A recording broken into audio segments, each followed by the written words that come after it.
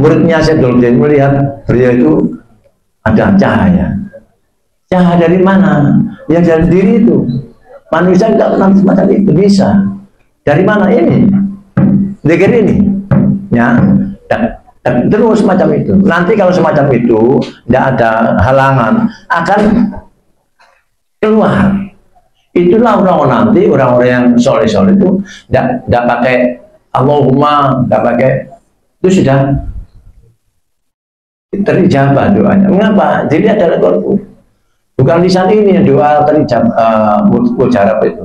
Doa korbu itu, lisan hati. Nah, orang-orang yang suci macam itu nanti ketajaman pendengarannya yang bisa menangkap sinyal ilahiyah namanya irham, bukan telinga ini tapi telinga hati. Karena itu 3 dimensi ini, pendengaran, penglihatan, lisan dijadikan satu sini. Tujuannya satu. Artinya apa nanti Bapak Ibu? Mata melihat apa saja boleh, tapi mata hati yang lihat satu itu. Pendengaran dengan apa saja boleh, cuma pendengaran batin yang ke satu itu. Demikian juga ini nyanyi apapun ya, nah, tapi lisan batin menyanyi, nyebut yang satu itu. Itu nanti. Nah, di antara untungnya orang-orang berzikir yang digurukan semacam itu. Nah, kedua, karena kita hidup dalam perjalanan. Nah, kapan kita berakhir hidup ini? Tidak tahu kan? Maka ini harus diaktifkan terus, kata Abang Resa, dan nyutkan jantungmu dengan berzikir.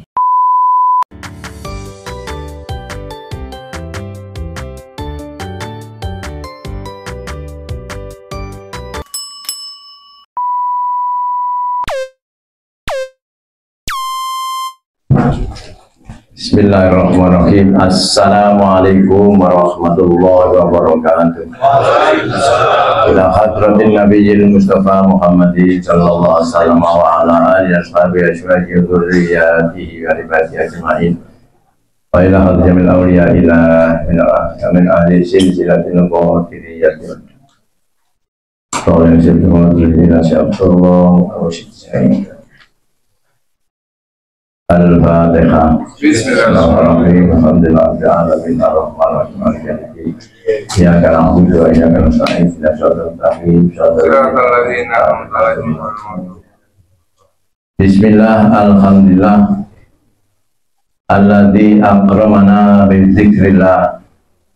Walladzi amarna bi kasrati qouli la ilaha illallah. Qala Allah Ta'ala fil Qur'anil Karim wa huwa asdaqul qailin. A'udzu billahi minasyaitonir rajim. Ya ayyuhalladzina amanu dzkurullaha dzikran katsiran. Salatullahi wa salamuhu ala habibina nabiyina maulana Muhammadin wa ala alihi wa ashabihi ajmain. Amma ba'd. Subhanaka la ilma lana illa ma 'allamtana innaka antal alimul hakim. Rabbi ishrah li sadri wa yassir li amri wahlul 'uqdatam min lisani yafqahu qawli. Rabbana iftah bainana wa baina qaumina bil haqqi wa anta khairul fatihin. Ilahi anta maqsudi wa ridho kama turubi asini mahabbataka alifataka. Mukarram saya pula mursyidna masyaratum baina Allah. Assalamualaikum ya waliyallah. Assalamualaikum ya mursyidallah. Assalamualaikum ya syaribal karamah. Sayyidi Syekh Ahmad Al-Mutajahirin. Tahiyatan minna ilaikum warahmatullahi wabarakatuh. Al-Fatihah. Bismillahirrahmanirrahim. Ya kana abudu wa ya kana sa'id ya suratul taqim suratul ladzina an'amta 'alaihim ghairil maghdubi 'alaihim. Yang mulia Pak Saumi Haji Sofia sekitar kurang besar beliau, khususnya bangsa muda Kiai Haji Ahmad Firdaus Arifin. Mudah-mudahan semuanya beliau dimudahkan segala urusan oleh Allah SWT, jaga kesehatan dari badannya. Al-Fatihah. Alhamdulillah. Ya kana abudu ya kana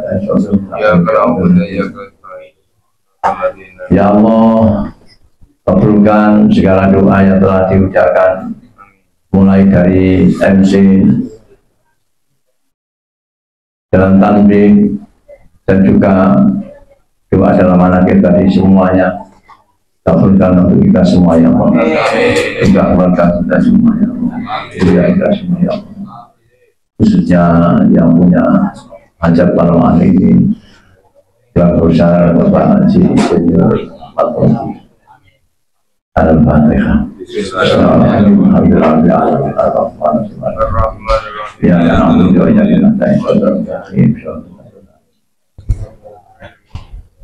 yang saya hormati seluruh jajaran pengurus dari TGN, Bumera, GMBS dan YBS, semuanya saja yang tidak bisa bersatu yang tidak mengurangi hormat kepada beliau-beliau. Bapak Insinyur Haji Ahmad Fauzi dan keluarga, Bapak Ibu Ikhwan Akhwat Rahimahullah, syukur alhamdulillah kita takdirkan oleh Allah SWT untuk menikmati surga dunia ini. Mudah-mudahan kita tetap istiqomah seperti ini sampai akhir hayat. Allahumma. Bapak Ibu Ikhwan Akhwat Rahimahullah, mengapa sih kita harus berzikir dan zikirnya digurukan? Bertoriko artinya ini semata-mata untuk menjaga preventif ya, preventif jaga-jaga, sebab kita ini tidak tahu kapan akhir hayat kita ini. Padahal perjalanan hidup ini perjalanan yang panjang.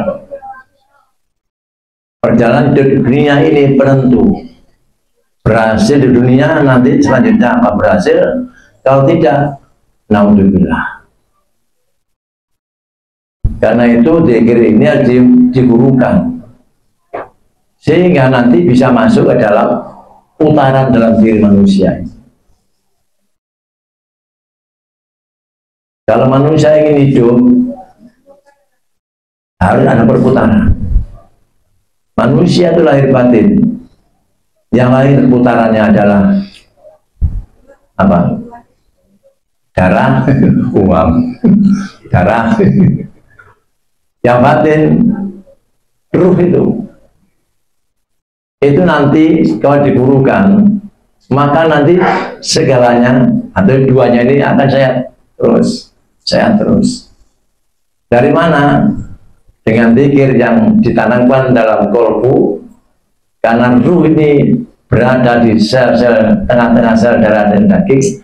Di mana ruh ini, di mana darah mengalir, di sana ada ruh. Kalau manusia zikirnya ini jalan, ini nanti orang bisa jadi wali. Siapa yang jadi wali? Iya.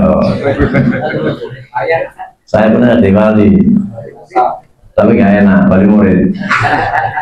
Wali kelas. Bapak Ibu, karena itu kita ini dijaga ini, sungguh ini dijaga. Ya, sebab nanti ini gimana? Kalau tek jalan, kemudian nggak jalan, gimana kita?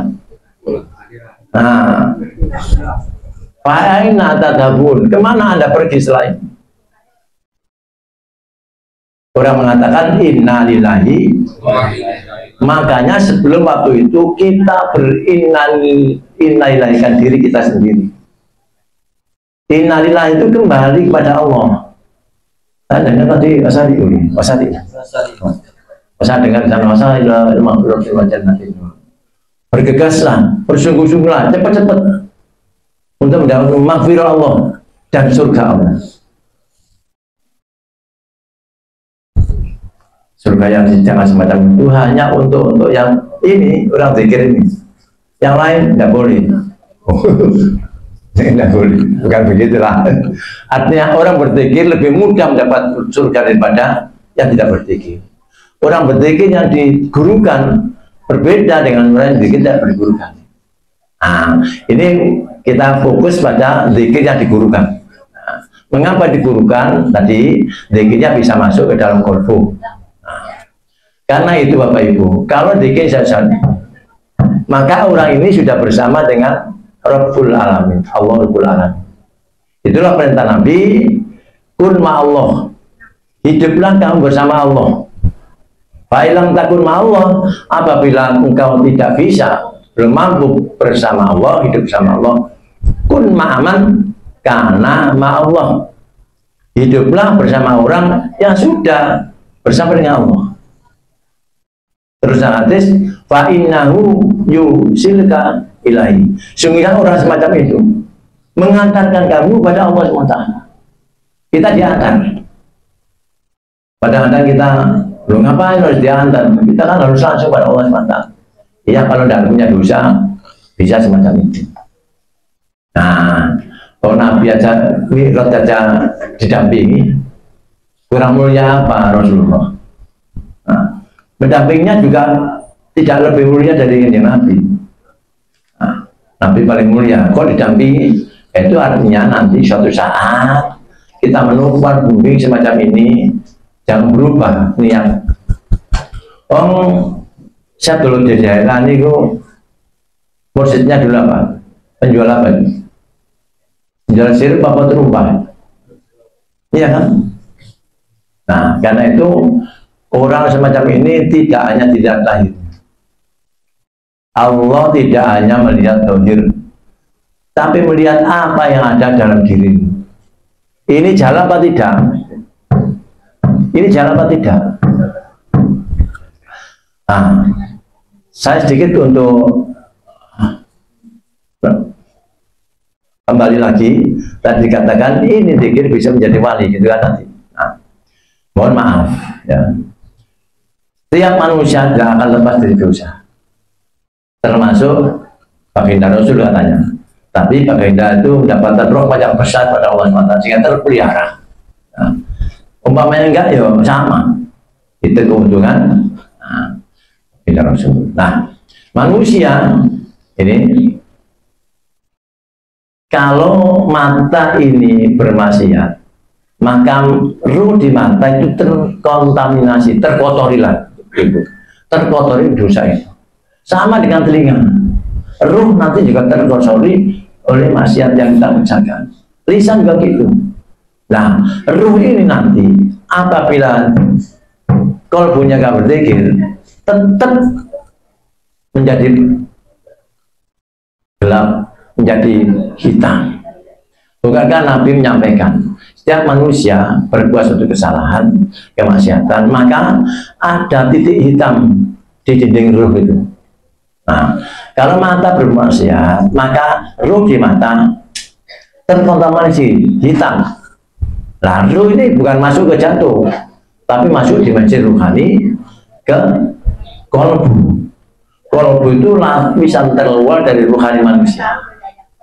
Ada ruh, ada Tuhan, nafsu, sabab, dan sebagainya, sir dan sebagainya. Jangan ada Allah katanya. Nah, kalau punya dzikir, maka ruh yang bermaksiat tadi, bukan ruhnya maksiat, tapi jasadnya, ruhnya terimbas kemaksiatan, yang kotor tadi masuk ke dalam kolbu yang dzikir, terbersihkan. Itulah dikatakan Nabi, dzikrullah syifa'ul qulub. Zikir itu obatnya penyakit hati, terbersihkan. Nanti dipakai lagi, terus berutas macam itu. Kalau jasadnya maksiat lagi, ruhnya tetap berzikir, tetap terbersihkan. Nah, nanti perkembangan semacam ini semakin lama, kalau punya semakin kuat dari keimanan, nah, terbersihkan dari ketauhidan, semakin bersih, maka manusia nanti akan terhindar dari perbuatan maksiat.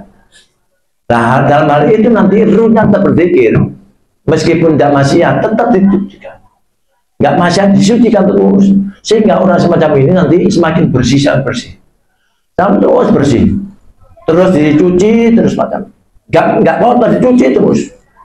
Itulah nanti orang ini seperti yang disampaikan di tadi. Mangkok berapa tadi Pak? Dengar, mangkok berapa tadi? Tadi 7 kan? Oh ya 7. Nah itu kan muridnya Syekhul melihat beliau itu ada cahaya. Cahaya dari mana? Ya dari diri itu. Manusia tidak pernah semacam itu bisa. Dari mana ini? Zikir ini. Ya. Dan terus semacam itu. Nanti kalau semacam itu tidak ada halangan akan keluar. Itulah orang-orang nanti, orang-orang yang soleh-soleh itu tidak pakai Allahumma, tidak pakai, itu sudah terijabah doanya. Mengapa? Jadi adalah korbu. Bukan lisan ini yang doa terijabah, mujarab itu. Doa korbu itu, lisan hati. Nah, orang-orang yang suci macam itu nanti ketajaman pendengarannya yang bisa menangkap sinyal ilahiyah namanya ilham, bukan telinga ini tapi telinga hati. Karena itu 3 dimensi ini, pendengaran, penglihatan, lisan dijadikan satu sini, tujuannya satu. Artinya apa nanti Bapak Ibu? Mata melihat apa saja boleh, tapi mata hati yang lihat satu itu. Pendengaran dengan apa saja boleh, cuma pendengaran batin yang ke satu itu. Demikian juga ini nyanyi apapun ya, nah, tapi lisan batin menyanyi, nyebut yang satu itu nanti. Nah, di antara untungnya orang-orang berzikir yang digurukan semacam itu. Nah, kedua, karena kita hidup dalam perjalanan. Nah, kapan kita berakhir hidup ini? Tidak tahu kan? Maka ini harus diaktifkan terus. Kata Abang Resa, denyutkan jantungmu dengan berzikir. Bukan zikir la ilaha illallah, tapi zikir yang khusyuk tadi. Yang baru tadi ini. Itu nanti dilatih semacam itu. Makanya ini berjalan dilatih secara bangsa guru membimbing kita dengan tahapan-tahapan. Sudah latih tulisannya la ilaha illallah, la ilaha. Nanti lama-lama terlatih ini, terlatih.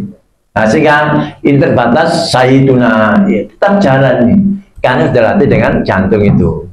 Nah, kalau sama cewek nanti, nah, gak jalan, itu namanya husnul khotimah. Bukan ini saja.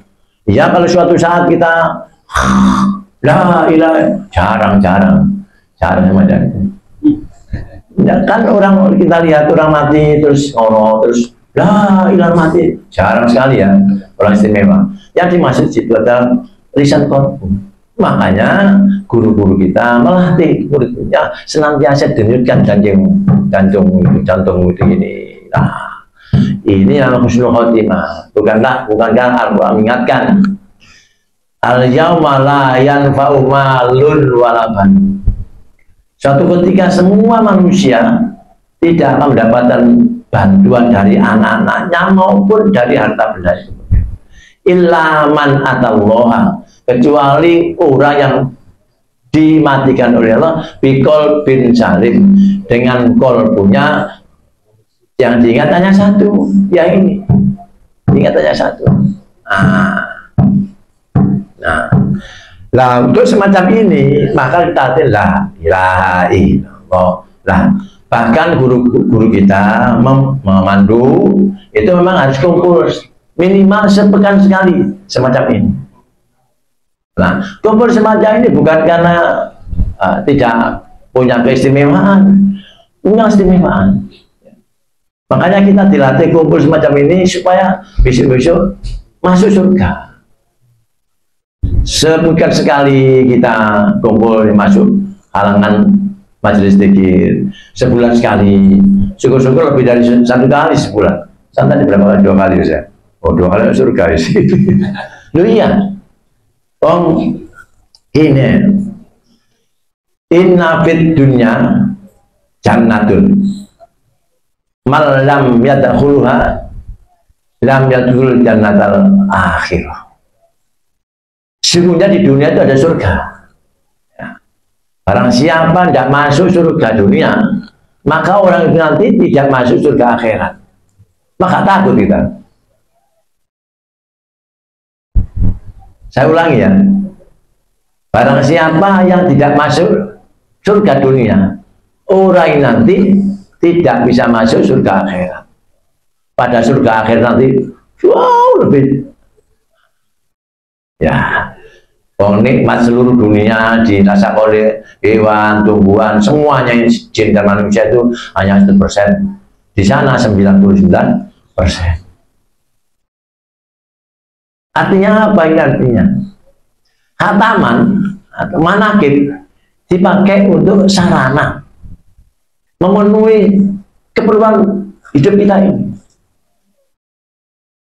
Bang Resa pernah menyampaikan gini, kalau keperluan keinginan manusia ini biasa-biasa saja, ya sama dengan cukup sepekan sekali khataman.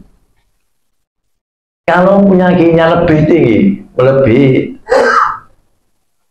apa sih, menengah ke atas ini, ya, yang diinginkan tuh besar, yang diinginkan tuh hal yang sangat penting, maka perbanyaklah khataman. Maka nah ini perlu dimengerti bahwa banyak khataman itu mungkin banyak jumlahnya, yang di sana selawat 100 sampai 11 kali itu kan, 1 kali sampai 11 kali. Yang ulang wakatnya berapa itu? 500 ya. Salam Nasroh 80 itu gitu. Atau 10. Nah, tapi berkali-kali, sehari 3 kali, tiap hari tidak apa-apa, sama saja itu.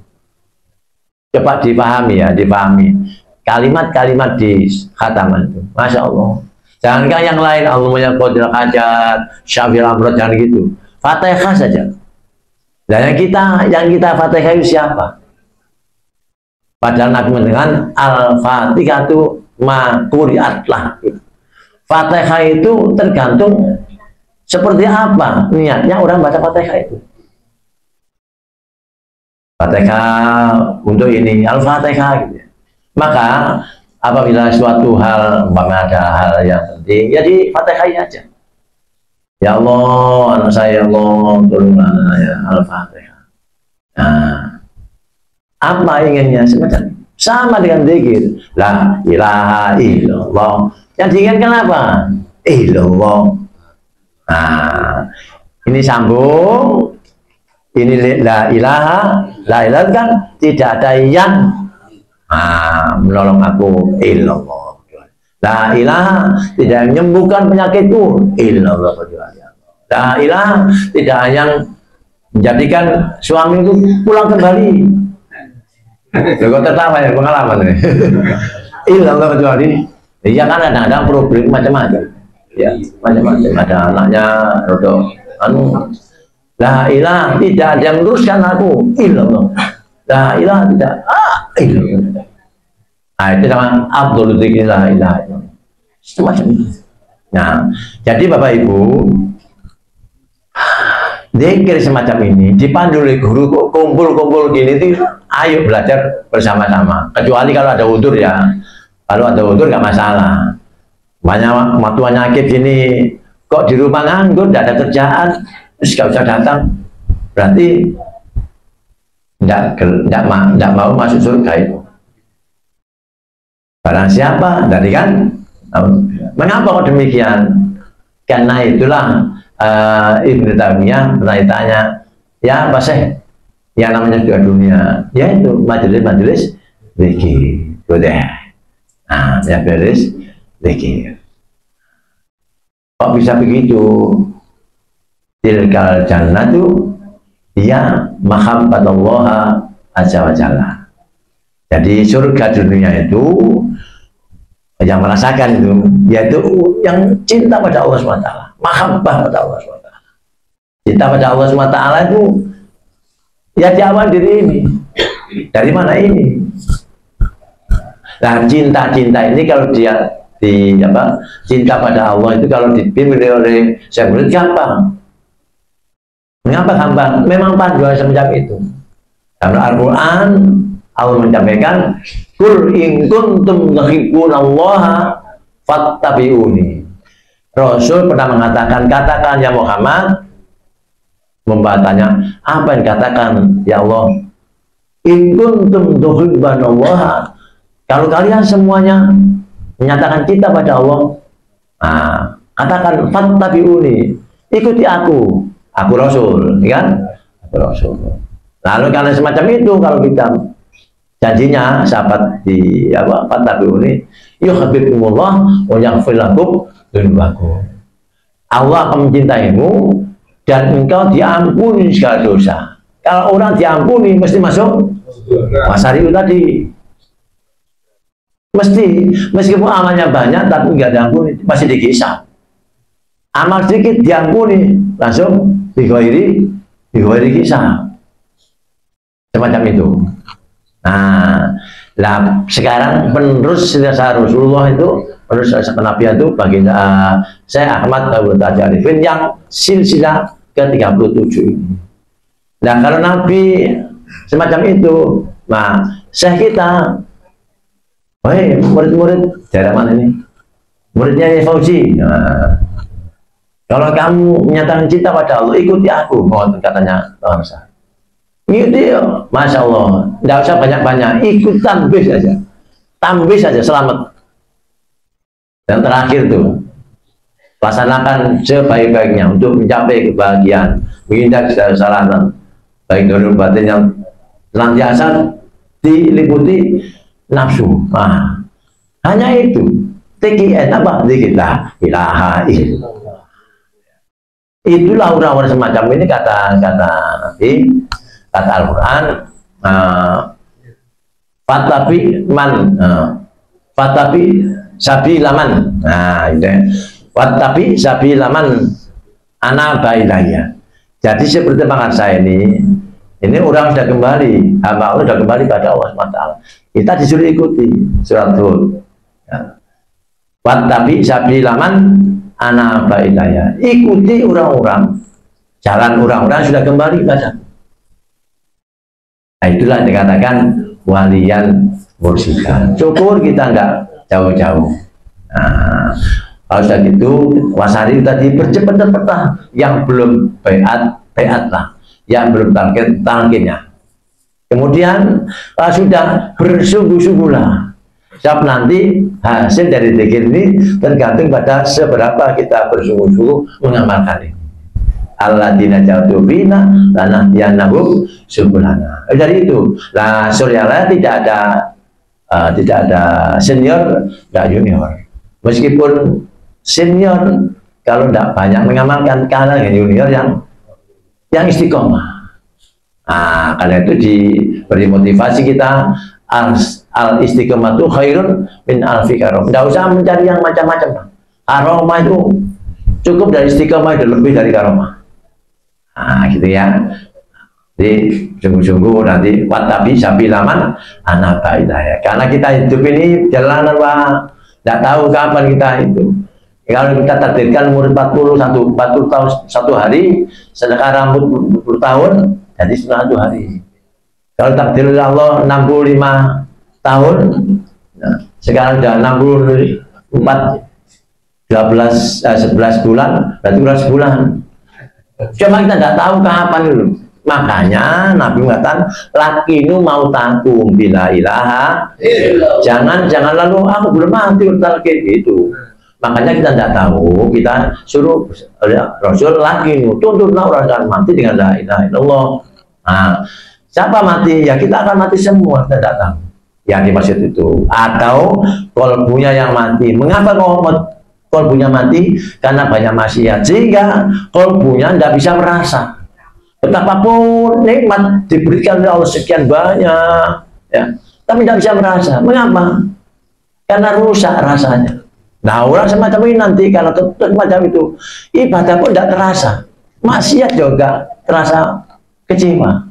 Ibadah ya rasa senang, maksiat tidak rasa kecewa. Karena apa?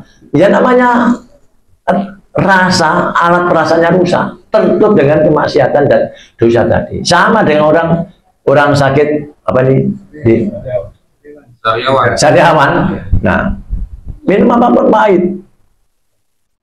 Nah, semacam itu. Sama dengan nanti kita merasa sholat kok tidak merasa apa-apa, seperti minum kopi, minum air, minum teh sama, tidak ada rasanya. Itu nanti semacam itu. Karena itu hanya bersama-sama mengembalikan diri, bukan mengembalikan diri kita. Jadi diri kita dulu bersih, tanpa cacat ruh ini. Sebelum kita kembali ke sana, artinya ruh belum dipisah. Kalau dipisah nanti ruh kembali ke sana, jasadnya dibuang, dikubur dengan cuma bahasa sopannya dikubur. Kalau nggak ada temannya kan dibuang. Yang kembali ruhnya. Ruh kali bersih dulu, sekarang kalau kembali ke sana dulu kok kotor. Akhirnya kalau nggak terima awalnya apa? Ruh maliki, ini ruh maliki dulu bersih. Lalu sekarang kayak gini, nggak saya terima. Terus ruh saya ini kembali dunia umpamanya ya. Padahal jasad sudah rusak. Kemana? Kembali ke jasad sudah rusak.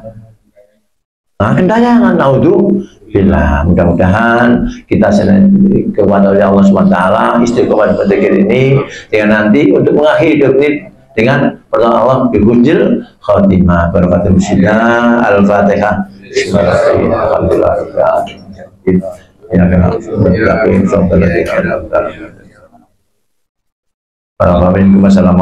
wabarakatuh.